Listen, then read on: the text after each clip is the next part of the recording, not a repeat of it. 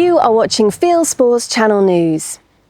A curlew, which became a social media celebrity as part of the Real Springwatch social TV series, has lost its brood of chicks after a fox ate them live on camera. This footage, taken from the Peak District Moorlands group, shows how the fox takes its chance when the adult bird is off the nest. The fox is clearly seen munching the curlew chicks on footage captured from trail cameras streamed on social media.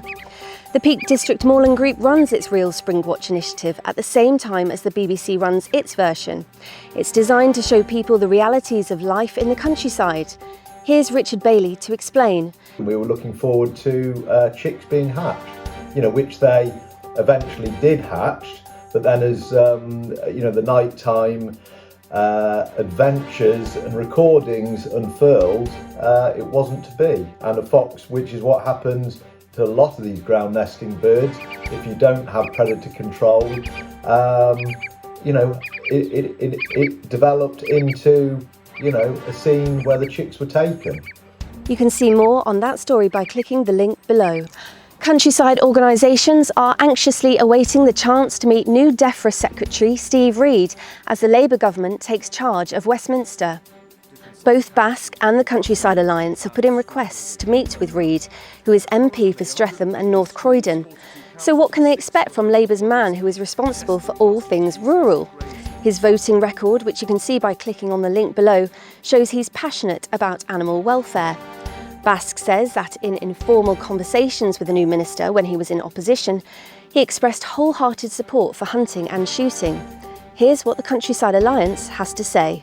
The new DEFRA team will undoubtedly have a huge amount to be getting on with, and the Countryside Alliance stands willing and ready to work with this new team with Steve Reid at the helm. We've already met Steve Reid and Daniel Zeichner, who are now in positions of real power, people that we are going to have a huge impact on decisions taken that affect rural communities. And the Alliance will, where necessary, be a critical voice, as we always have been to every government. The British Shooting Show will be at the NEC for the next 3 years at least. More than 20,000 people visited this year's show, and the 2025 event will take place from the 14th to the 16th of February. Dates for the show in 2026 and 27 will follow. There's a link below to book tickets for next year.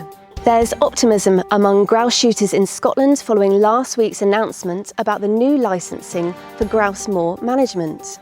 That's the view of the Countryside Alliance, which believes the new system is more streamlined and less open to potential abuse from spurious claims of mismanagement of moorlands and birds than feared first. When a licence is issued, it is issued to a landowner or occupier, and it can be suspended or revoked if an offence is suspected under specific legislation such as the Wildlife and Countryside Act. Three things have to be satisfied. There has to be a relevant offence, which could be under one of the acts, whether it's Hunting with Dogs Act or the Wildlife Countryside Act. It has to be committed or suspected to have been committed on the ground that the licence relates to, and by someone who is directly involved with the management of that land. And again, the good news about this is that we do have the right to an appeal in Sheriff's Court. Norway's government has announced that 16 of the 33 rivers closed to salmon fishing will be allowed to reopen with limits to protect fish stocks. It introduced measures to limit fishing times and also restrict anglers from taking fish in the south of Norway. Two of Norway's most famous salmon rivers, the Gaula and the Orkla, remain closed. Government scientists studied fish counts before making the announcements after pressure from Norway's tourist industry. Thanks to Per Holmsmith for that story. King Charles is flying in the face of family tradition by turning down a patronage for racing pigeons. His mother, the late Queen, plus grandfathers and great-grandfathers before her, all supported Britain's pigeon fanciers. Now the King has dropped his support and animal activists are claiming a victory. Aunties describe pigeon racing as a blood sport. The royal family has owned carrier pigeons since 1886, when King Leopold of Belgium gave some to Queen Victoria. The late Queen Elizabeth owned 200 of them, housed at Sandringham. Basque says that 2,600 school children came to its annual 5-day Let's Learn More event to discover how Upland Moors are conserved and managed. Children from 75 schools across the north of England saw demonstrations of moorland management techniques, met gamekeepers and farmers, and heard how emergency services deal with accidental fires on moorland. The initiative has been running since 2017, with more than 12,500 children enjoying the annual trips to the countryside in the past 7 years. Fishing clubs are now so concerned about sewage being dumped into Britain's rivers that they are now issuing guidance to their anglers about how to avoid disease. Never mind being able to tell a roach from a dace, the Angling Trust has published guidance to help anglers recognise the symptoms of E. coli, hepatitis and salmonella.